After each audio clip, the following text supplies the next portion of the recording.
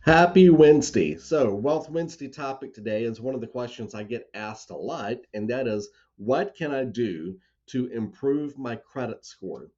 So, I'm going to give you some practical tips, and these work with anyone. And if you know someone may be struggling with credit or want to know how to get started, please feel free to share this video with them because I think it would help anybody that would listen. So, 5 steps to improve your credit score. The number one step, and it's probably the most obvious, don't make late payments.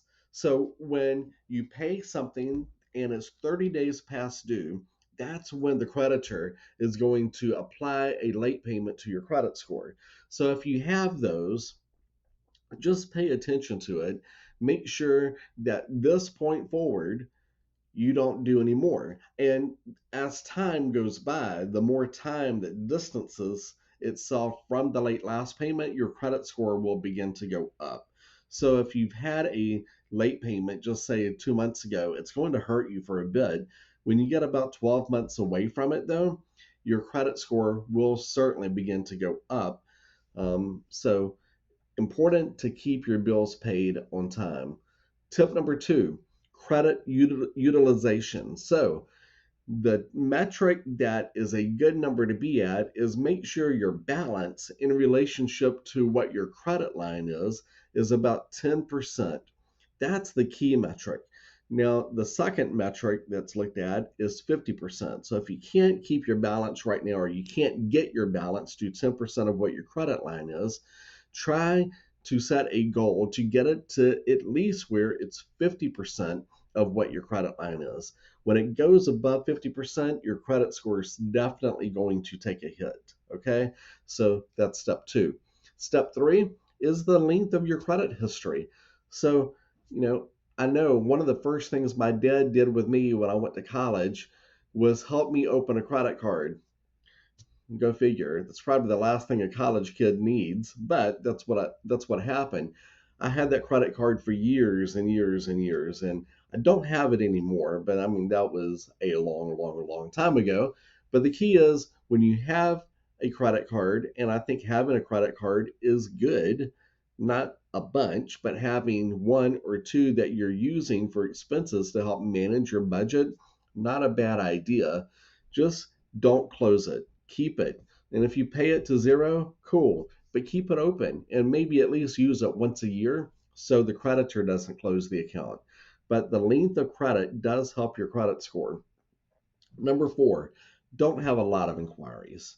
Okay, so don't have a lot of people checking your credit.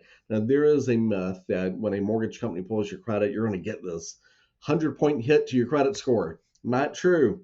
It's a very, very minimal hit, if any. And if you kind of compare it to this, like if you were to go to the mall today and go to Macy's, Belk, trying to think of other places at the mall. So many of them have closed, but you know what I mean. If you go to the mall and go to the retail stores and apply for credit cards all afternoon, yes, your credit score is going to take a huge hit, but mortgage isn't that bad because it's considered good debt, right? Maybe not in the eyes of Dave Ramsey, but that's what it is.